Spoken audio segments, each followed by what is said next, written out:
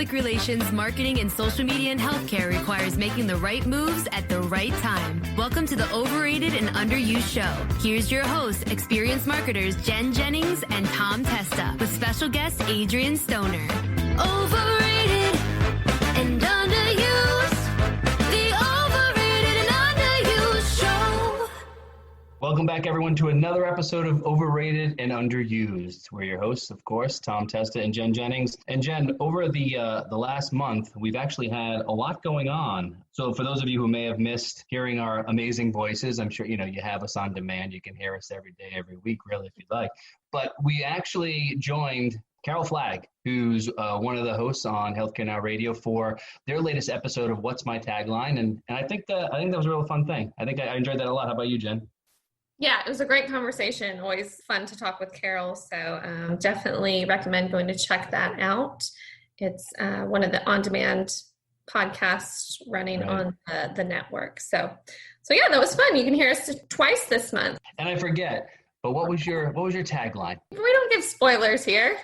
Oh, well, I kind of, after hearing my tagline, hearing me saying out loud and hearing me talk about my own tagline, I think I want a new tagline. I don't know if I got the, What's your new tagline?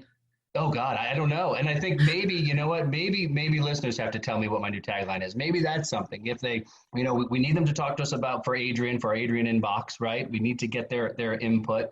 But maybe we also got something out there on, which host should be replaced by Adrienne, okay. Mm-hmm. So we have that debate going. It's kind of been silent, but maybe we have to have people tell me what my real tagline should be. So after you listen to it, go listen to the show, go listen to the episode. Jen's is great. Listen to mine. I'd love to hear if I should change my tagline. So we appeared on What's My Tagline, but we've got bigger news that happened since we were last on the airwaves. Drum roll, please, right? Yep. Anderson Interactive, who is both our place of employment and also the sponsor of the show, was named HITMIC Health IT Agency of the Year. Right? That's pretty awesome. Go us. Yeah, that was an exciting award. Definitely one that we were, really looking forward to and kind of weren't expecting, up against some tough competition there. A lot of great agencies, a part of that HITMIC community. So no, that was really exciting for us to kind of take home that win. The great thing about being recognized by our peers was the fact that, this has been a real challenging time for the industry, right? We know what's happening. We've talked about it here on our show about how COVID has impacted kind of everything we do. So it was great to see us being recognized for the work we are doing for our clients, for our customers during this time. And again, it's a lot of the stuff we've talked about in the show. So alternative to in-person events and the counsel we're giving them. So I think that was great. I think it was great that our peers took notice of that to show that, we kind of are helping our clients not miss a beat during this time. So, it was great to be awarded, to receive the award, and amongst, such a tight-knit community. Yeah, I think we're both very excited, and the agency as a whole is very excited. Yeah. So it's a big month for us, but where do we go from here? Well, the last two episodes we talked about, was our social media explosion. So that's now we're really going to take a deep dive into design and the design trends that are overrated and underused in healthcare marketing. Right. Yeah. I mean, it's an important part, right? It's a huge part of marketing promotion. Yeah. I mean, the design and the brand, a company's brand is hugely important. We've talked about media relations, we've talked about event relations and social media, but no, so I'm excited to kind of jump into this different part of aspect of what we do. And, preface it with, Tom and I are not designers, but we, as an agency, have, an amazing in-house designer who actually, has programming chops too. So that's super tough to find. It's tough to find someone who can do the design, who can also do some of the back end stuff too. So not only designing these great designs, but also can implement them on websites and stuff. So she knows the coding. She can know some of the back end too, to kind of give us that kind of soup to nuts final product for both ourselves. I mean, take a look at our own website, Anderson Interactive website, and then the stuff for our clients as well. So that's a great talent to have kind of at our disposal. Yes. So for any organization, whether you're working with an agency, kind of tapping into their design resources, or working with individual design contractors or your internal design teams, I think we're just going to talk about, some design trends that we see, what we think are, overrated and underused, and things that should be done more. So many thanks to our own, senior designer, Sarah Smith, who helped us out with this list, because again, Tom and I are not designers, but I do know what I like and what I don't like and what I see too much of. So we'll just kind of jump right into it. Here we go. So overrated design trends. What jumps out to you, Tom? Overrated.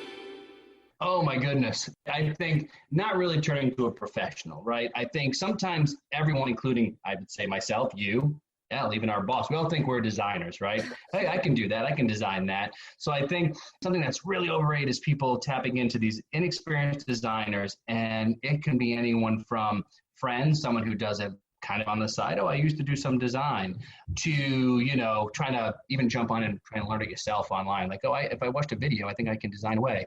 So I think what's lost in that is the importance of design and the experience of a really good designer. Design is kind of the front door in some ways for a lot of your brand, right? It's the first thing you see. It's even before some of the spoken word comes out of your mouth.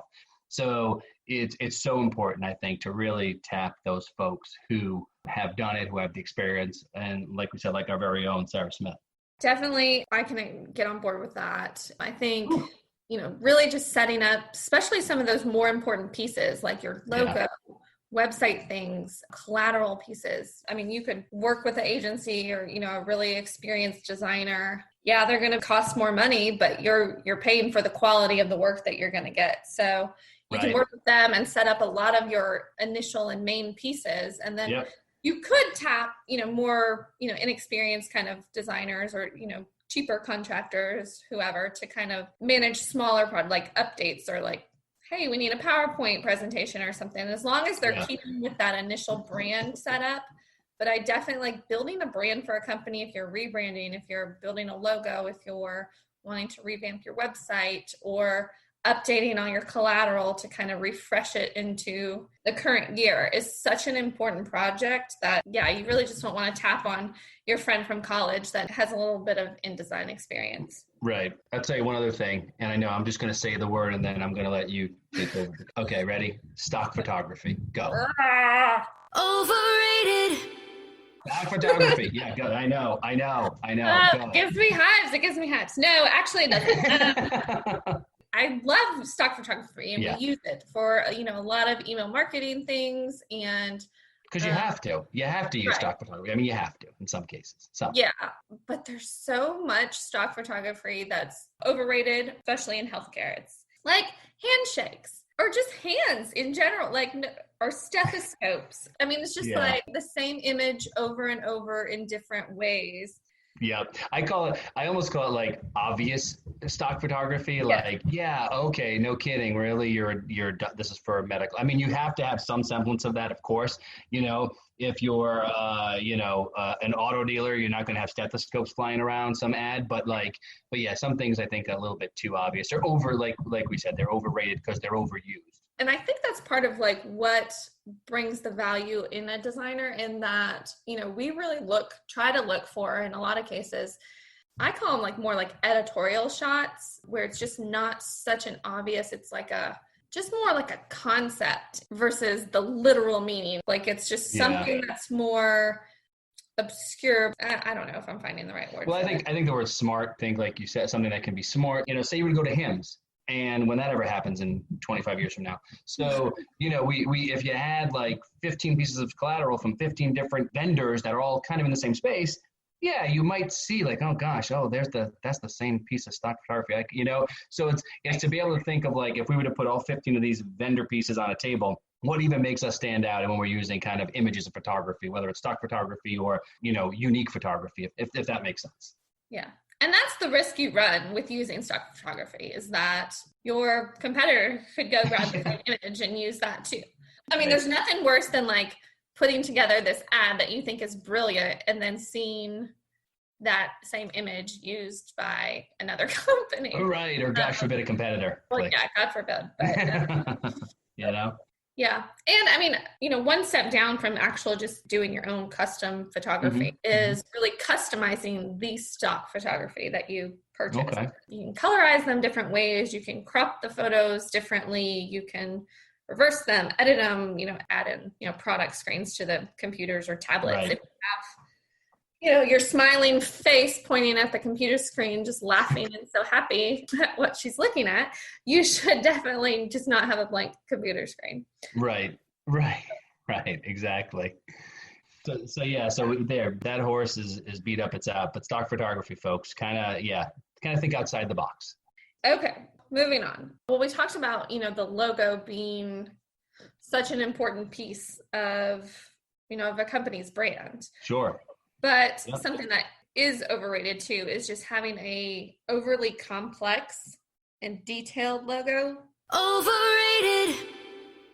Or like a crest or a badge or just so many intricacies. Like, I think simplicity is definitely the way to go with something that's going to be memorable. There are some logos that it's just kind of like, what is going on there? Yeah. So you're a Nike swoosh woman. You like that. Look at that. You see that Nike swoosh and it's like someone almost made an error, like, hey, I'm going to draw this. Oh my gosh, I went off but that looks amazing. And so that simple little swoosh, everyone knows that. But I think in healthcare, to your point, especially some of these logos, because sometimes these companies are more than one company coming together, and you get into how do we fit all our logos? It's a collaboration, or it's this, or we're trying to say so much to stand out, and you're like, wow, that is one busy. How do you fit that in an email signature, let alone on a business card? So you're thinking simplistic, smart, sharp logos. I like it. Yes. Yeah. I'm not going to disagree with you there. And I think just inconsistent logo usage, like not having really a style sheet. I think that's super important for companies where they're, maybe they have their logo in this color and it's another color here, which is fine if that's like your brand colors and you're consistent. But I think if you're an established brand like Nike, you can pretty much do whatever you want. Like you can change it up. But if you're trying to really just build, notoriety and like a presence in the market, consistency is your friend, I think. So who's going to make sure everything's complicit? Having a style sheet, a style guide, right, that the whole company, is supposed to use. That's right. And if there's a case where, a salesperson is switching out the logo and putting it on a purple background when it's not supposed to be on a purple background, like somebody's got to call that out. So I think it's just like a company-wide culture in that we want to best represent our brand, and, here's our guidelines, and everybody's different. Like maybe your style sheet's like super simple, but I think it's just got to be across the board. Here's what we need. Here's the space we need around our logo, and don't put it on a colored background, or don't put it on top of an image, or, those type of things. I think it's good to have a style guide because, for new designers to come in, folks who it's kind of like the Bible.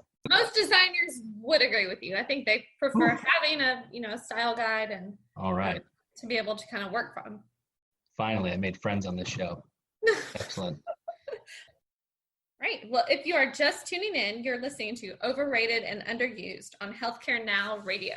Today's episode is our design debate, where we're talking about all the overrated and underused aspects of design in healthcare marketing.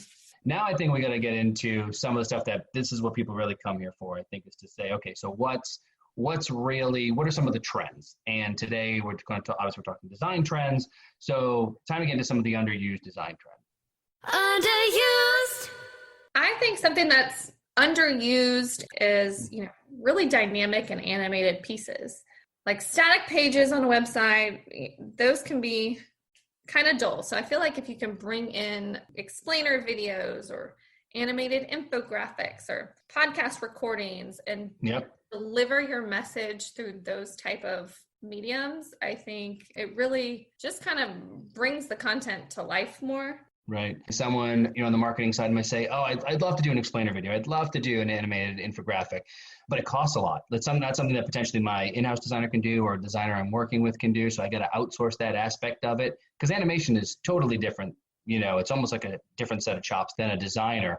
But there are other good and sort of inexpensive opportunities like Fiverr, right? You can turn to something like that. Again, they do professional videos at a decent cost. Now, again, If you're looking for something for like a social media campaign, it might be good. And you could turn to a smaller group of vendors that make up the Fiverr community to do something like that. So I don't think cost should be a deterrent here necessarily all the time.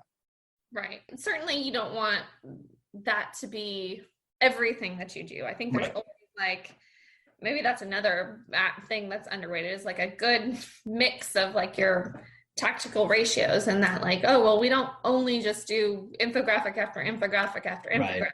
Like you've got to have a good mix of, what's going to resonate, and just, oh, well, we do white papers, we do infographics, we do videos for some things. And it's just like, not the repetitiveness of, we only do this one thing. No, you're right, because the written word obviously is still very powerful, and it's also necessary in some longer form pieces, like you said, like a white paper. But I think like you were saying, it's still good to kind of mix it up, because people still have, again, that short attention span. Not everyone wants to read 200 words, let alone 1,500 words. So I think getting those explainer videos, getting those infographics, and people are more apt to share that stuff too.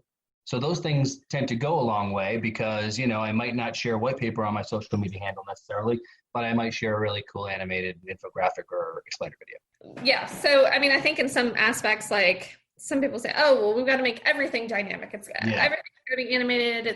We've got to have movement all over. And especially for like websites or PowerPoints or things like that can be too much. So, you want to keep it interesting and engaging without being over the top. Right. In the first part of the show, as we all know, we talked about stock photography. So, but I think we should talk about now the underused side of custom art photography. Underused. I think why they're underused, it kind of goes a little bit with the animation and the infographics and the explainer videos. Sometimes there can be high cost associated with some top photography. We've done it, right? I mean, photo shoots, like creating your own custom photography or having custom art done specifically for your company. Yeah. Right.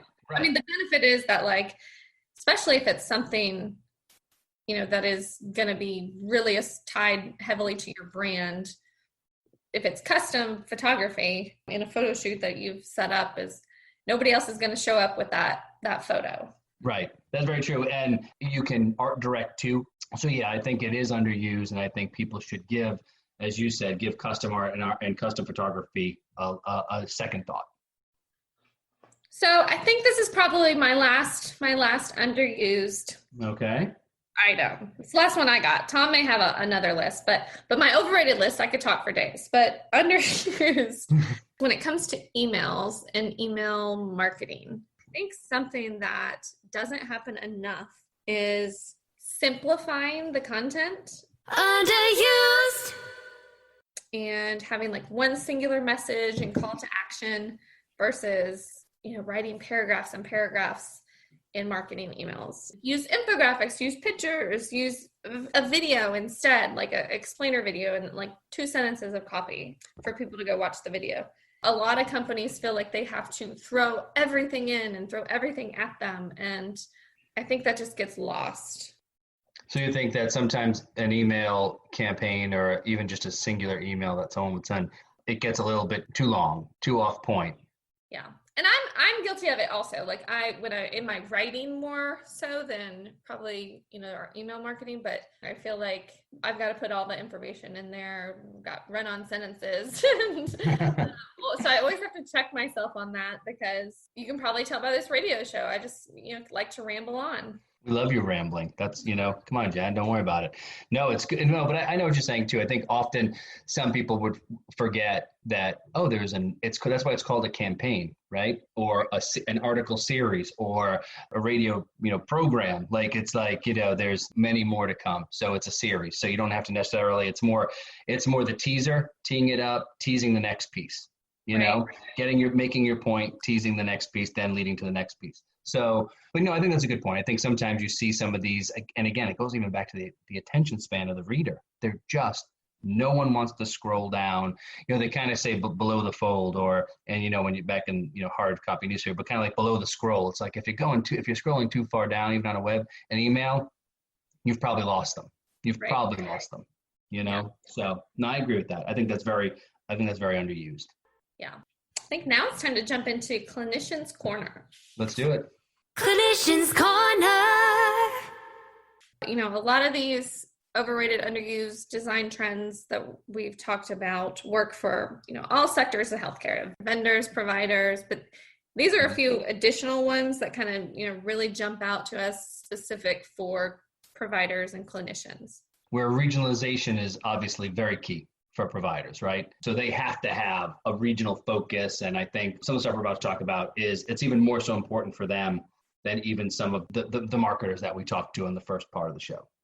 Yeah, I mean, I think still, like even as a practice or provider, you want to, you know, market yourself as a brand in itself, like, but it's mostly like your face and your name and your reputation, and a lot of times like within the local community and regional community. So that's a consideration when you're talking about your brand too, is, you know, the doctors associated with your practice. Right. You know, that's a huge part, because a lot of people choose the practice, not just based on, oh, well, I've heard, you know, Harbin Clinic is a great network of clinics. It's, I love Dr. Williams at Harbin Clinic. Like it's specific, you know, they look for recommendations and based on the specific doctors. And don't forget too, you mentioned doctors, but you could be the doctor. Like you could have a chiropractor who just is a one man or woman shop. And so that, I think, even because they literally are the face of the brand and the organization, which is why it's crucial to have some of these, you know, design components that we talked about when it comes to, you know, design and brand and things like that. I think that's why it really has to be sharp. You would think for a doctor, their reputation in general, it's like, you know, you can go to doctor review sites or word of mouth, oh, this doctor's great. You think that would be important, but I'm sure there still are enough people who could be turned away because they saw this piece of collateral, this goofy, my doctor's ad looked more like a lawyer's ad. I think that's why it's so important too, when you're especially operating in a one-person shop or a smaller shop. Yeah. A lot of times, like we talked about custom photography and you know, all of that, where, you know, a vendor may have more resources or more of a marketing budget than, you know, a provider would. Expense is probably a concern for everybody, but it's especially today, more of a concern to a, you know, a single provider, you know, really kind of those customizations. Like if you're going to look at stock photography, looking at the ways that you can kind of tweak those and make them your own so that you're, or really think outside the box versus the literal puzzle pieces coming together, or, you know, we're ship and shaking hands. Business people shaking hands is never a good thing. But no, you're right though. And it's, you mentioned cost, and that's where we get back to like the online resources, online design resources like Fiverr, right? That I mentioned earlier in our program. Those can be really, really, really good for the smaller practices to turn to. We talked about it from a infographic and explainer video side, but they can really do a lot more than that. They can design a brochure for you potentially, or things like that. Design your logo if you know you don't have your own ability to do so within your own office. So yeah, there are some great resources that can kind of help set you ahead of the pack. All right, so it's that time of the show once again where we bring in our social media guru, Adrienne, for another exciting segment. Inbox with Adrienne.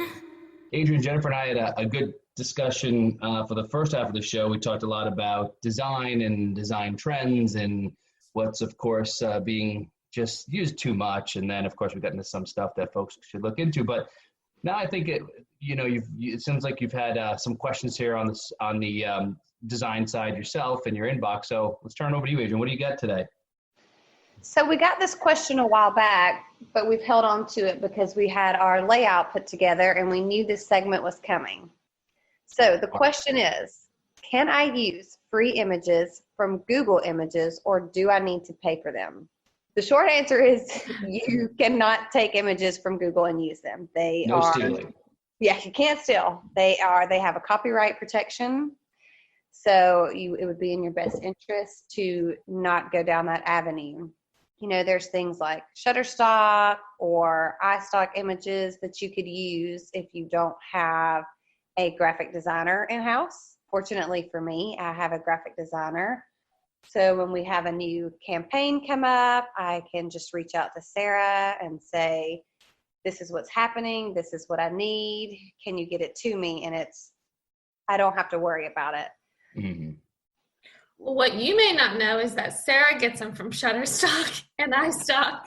Yeah. So, and are those free sites or to folks, because we talked a lot about pricing as well for certain things. Is Shutterstock an annual fee, a monthly fee to use their images?